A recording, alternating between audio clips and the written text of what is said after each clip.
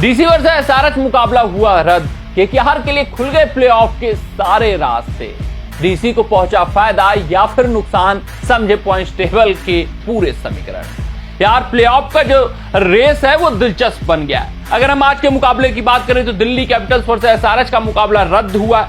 ये रद्द मुकाबला हुआ है तो दिल्ली कैपिटल्स ने राहत की सांस ली होगी, क्योंकि एक बिल्कुल ही एक तरफा अंदाज में मुकाबला हारने वाले थे, लेकिन इंद्रदेव ने इनकी इज्जत बचाई है। इंद्रदेव ने इनको प्लेऑफ की रेस में बनाया हुआ है। हालांकि जिस तरीके से दिल्ली कैपिटल्स के बल्लेबाज दबाव में प्रदर्शन कर रहे हैं, भाई साहब उम्मीद कम है इनके लिए।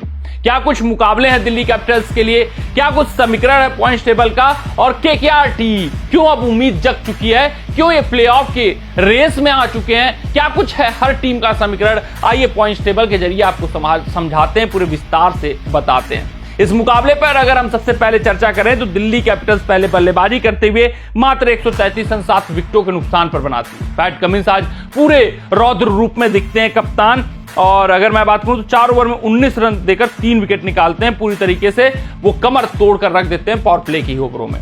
दिल्ली कैपिटल्स लगभग ये मुकाबला हार रहा था, केकेआर से वो पीछे ही आने वाले थे, बराबर ही आने वाले थे। तब तक भाई साहब क्या हुआ कि मुकाबला रद्द हो गया है। लेकिन ये मुकाबला अब रद्द हुआ है तो क्या कुछ समीकरण है, केकेआर टीम कैसे अब लग रहा है कि दावेदार बन चुकी है प्लेऑफ की, क्यों उनके लिए उम्मीद सारी कुछ जग चुकी है, ये आपको इस पॉइंट्स टेबल के जरिए समझाते हैं। अभी तक तो आपको लग रहा होगा कि आरसीबी 11 मुकाबले 16 पॉइंट, ये मानकर चलिए ये एक ऐसी टीम है जो प्लेऑफ में पहुंच चुकी है। लेकिन अब आगे मैं बात करूं पीबीकेएस की, एमआई की, जीटी की, डीसी की, भाई साहब इनके जो मुकाबले वो काफी दिलचस्प हैं। पीबीकेएस के जो मुकाबले बचे हुए हैं अगर मैं बात करूं तो डीसी और एमआई से बचे हुए हैं। अब समझिए ये दोनों लड़ाई में है, ये 14 पॉइंटों पर हैं। डीसी के लिए तो हर एक कीमत पर यहां से जीत चाहिए ही चाहिए।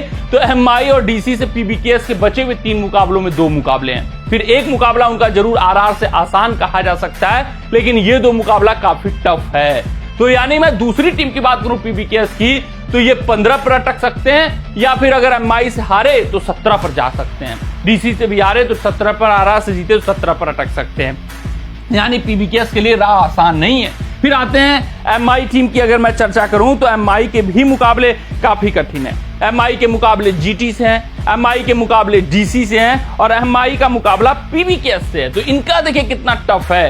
यानी एमआई के जो तीनों मुकाबले होंगे वो डिफाइन करेगा भाई साहब कौन सी टीम होगी जो दूसरी टीम बनेगी, क्योंकि एमआई को जीटी से खेलना है, एमआई को डीसी से खेलना है, एमआई को पीबीकेएस से खेलना है, और एमआई को यहां से कम 2 पॉइंट तो अर्जित करने ही है ताकि 16 पे आए।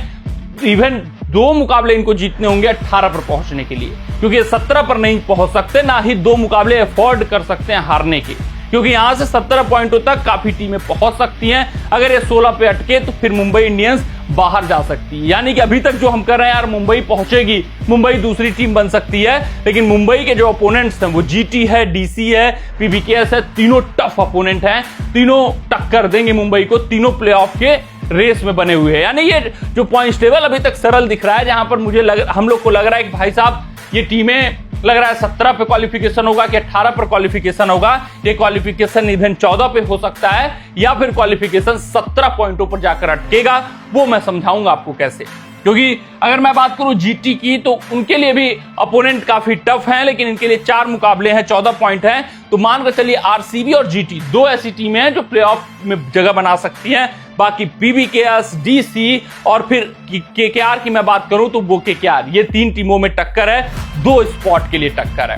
अब अगर मैं बात करूं डीसी टीम की तो भाई साहब इनके भी जो मुकाबले हैं बहुत टफ हैं। इनके मुकाबले एमआई के साथ हैं, जीटी के साथ हैं और पीबीकेएस के साथ, यानी तीनों बड़े अपोनेंट, तीनों टफ अपोनेंट, तीनों तगड़ी टीम है। तो जीटी के भी खुद मुकाबले एमआई से हैं, जीटी के मुकाबले डीसी के हैं, डीसी से हैं। 2 टफ टीमें इनके पास भी हैं, लेकिन 4 मुकाबले इनको खेलने हैं तो 2 आसान अपोनेंट भी मिल सकते हैं। लेकिन जो डीसी का अपोनेंट है वो जीटी, एमआई, पीबीकेएस तीनों तगड़ी टीम है। तो डीसी एक ऐसी टीम लग रही है जो इस रेस से बाहर होगी यार, जो बहुत मुश्किल है ये 13 से आगे भी बढ़ पाना मेरे हिसाब से, क्योंकि जिस तरीके से खेल रहे हैं ये आउट ऑफ द वो लड़ाई है। वहीं मैं बात करूं पीबीकेएस, ये और एमआई, ये 2 टीमें फंसेंगी कहां पर? एमआई 16 पर रुक सकती है, पीबीकेएस 17 पर जा सकती है। तो वहीं केकेआर टीम एक ऐसी अपोनेंट है भाई साहब जिसके जो तीनों टीमें हैं, चाहे मैं बात करूं सीएसके की, एसआरएच की, दोनों बहुत सरल अपोनेंट हैं इनके पास, जो कि लगातार मुकाबले हार रहे हैं, कॉन्फिडेंस उनका लो है। और तीसरी अपोनेंट आरसीबी है। तो केकेआर के लिए रास्ते आसान है, केकेआर के लिए रास्ते इस वजह से आसान है क्योंकि ये 17 पॉइंटों तक पहुंच सकते हैं और 17 पॉइंटों पे ये प्लेऑफ में जगह बनाएंगे। वहां नेट रन रेट का इशू नहीं आएगा क्योंकि एक बहुत होगा, केकेआर 17 तक पहुंचेगी, एमआई 16 पे रुक सकती है। फिर डीसी की मैं बात करूं, ये आगे नहीं बढ़ेंगे क्योंकि इनको जीटी, एमआई, पीबीकेएस तीनों टफ अपोनेंट्स का सामना करना है। देखना दिलचस्प रहेगा कि किस तरीके से चीजें आगे बढ़ेंगी, कैसे बढ़ेंगी। लेकिन भाई साहब केकेआर टीम जिसको खेलना सीएसके, एसआरएच और फिर आरसीबी, उसके लिए आसान है रास्ता, सिर्फ और सिर्फ आरसीबी टफ अपोनेंट है। अदरवाइज मैं बात करूं पीबीकेएस की, इनके लिए टफ अपोनेंट एमआई है, डीसी है। फिर मैं बात करूं जीटी की, तो भाई साहब इनके लिए एमआई, डीसी टफ अपोनेंट है, डीसी इनके लिए तीनों मुकाबले टफ हैं, जीटी, एमआई, पीबीकेएस। एमआई के लिए भी पीबीकेएस, जीटी, डीसी तीनों मुकाबले टफ हैं। तो ये जो डीसी के मुकाबले होंगे तीनों, एमआई के जो तीनों मुकाबले होंगे, पीबीकेएस के दो मुकाबले होंगे, तय करेगा कि पॉइंट्स टेबल का तस्वीर क्या है। अभी तक हाल फिलहाल आरसीबी प्लेऑफ में जाती हुई दिख रही है। उसके बाद मैं बात करूं तो फिर जीटी एक ऐसी टीम है जो दूसरी प्लेऑफ में पहुंचेगी। पीबीकेएस, डीसी और फिर केकेआर, इन तीनों में लड़ाई जोरदार रहेगी, दिलचस्प रहेगी। हैदराबाद तीसरी टीम बन चुकी है जो ऑफिशियल तौर पे प्लेऑफ की रेस से बाहर हैं। देखना दिलचस्प रहेगा क्या कुछ होता है। केकेआर के लिए रास्ते खुल चुके हैं इस वजह से क्योंकि उनके जो ओपोनेंट हैं वो काफी सिंपल है, काफी सरल हैं। सीएसके, एसआरएच है उनके पास और फिर तीसरी अपोनेंट आरसीबी। वहीं डीसी की मैं बात करूं, एमआई की बात करूं, बहुत टफ अपोनेंट है। इन दो में से एक टीम जो है जो अटकेगी। देखना दिलचस्प रहेगा कौन सी टीम अटकेगी। पीबीकेएस अगर 17 पे पहुंची तो 17 पे केकेआर भी पहुंच सकती है। जो 17 पे क्वालिफिकेशन मेरे हिसाब से होने वाला है, जीटी, आरसीबी दो टीमें जो 18 पॉइंटों तक पहुंच सकती हैं और टॉप 2 में जगह बना सकती है। कमेंट सेक्शन में कमेंट करके बताइएगा कि आपको क्या कुछ लगता है, कौन सी टीम कहां तक पहुंच सकती है, केकेआर प्लेऑफ में पहुंचेगी या नहीं पहुंचेगी। मिलते हैं आपसे अगले रिपोर्ट में, तब तक अपना ध्यान दें, सुरक्षित रहें, स्वस्थ रहें, मस्त रहें। जय हिंद, जय भारत।